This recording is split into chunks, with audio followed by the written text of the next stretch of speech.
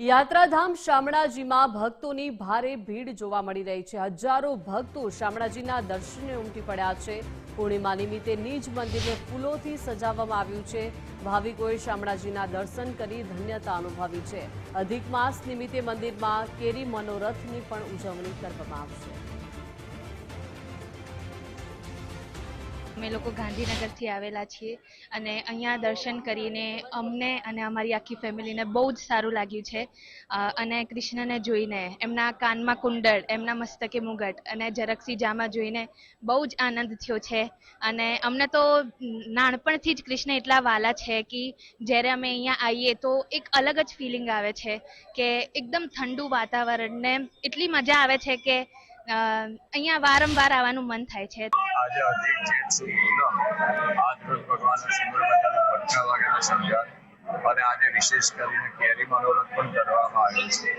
સિઝનનું સુંદર મજાનું અમૃતમય ફળ ભગવાનને અર્પણ કરીએ છીએ અને સવા 9 વાગ્યા સુધી સવા 12 વાગે ભગવાનની રાજભોગ આપી સવા 2 વાગે ઉઠાવવા 7 વાગે સંધ્યા સવા 8 વાગે શયન 7 વાગે મંદિરનો અંદર આજ રોજના સુંદર મજાનો કાર્યક્રમ લાખો ભક્તો દર્શન કરી ધન્યતા અનુભવે। આજે અધિક માસની પૂર્ણિમા નિમિત્તે યાત્રાધામ શામળાજી ખાતે વહેલી સવારથી જ ભક્તોનું ઘોડાપૂર ઉમટ્યું છે।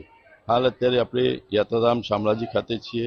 દ્રશ્યોમાં આપ જોઈ શકો છો કે વહેલી સવારથી જ ભગવાન શામળિયાના દર્શન માટે મોટી સંખ્યામાં ભક્તો ભગવાન શામળિયાના મંદિર ખાતે પહોંચી રહ્યા છે। મંદિર ખાતે પહોંચી લાઈનોની અંદર ભગવાનના દર્શન માટે જોડાઈ ચૂક્યા છે। દ્રશ્યોમાં આપ જોઈ શકો છો। ખાસ કરીને જે આ અધિક માસ છે એટલે કહેવાય કે પુરુષોત્તમ માસ છે, તેની અંદર ભગવાન વિષ્ણુના દર્શનનું વિશેષ મહત્વ હોય છે, જેને લઈને મોટી સંખ્યામાં ભક્તો યાત્રાધામ શામળાજી ખાતે ભગવાન શામળિયાના દર્શન માટે પહોંચી રહ્યા છે। ભગવાન શામળિયાને દર્શન કરી ધન્ય બની પોતાની મનોકામના પૂર્ણ કરી રહ્યા છે। વિપુલ રાણા, ગુજરાત ફર્સ્ટ, યાત્રાધામ શામળાજી।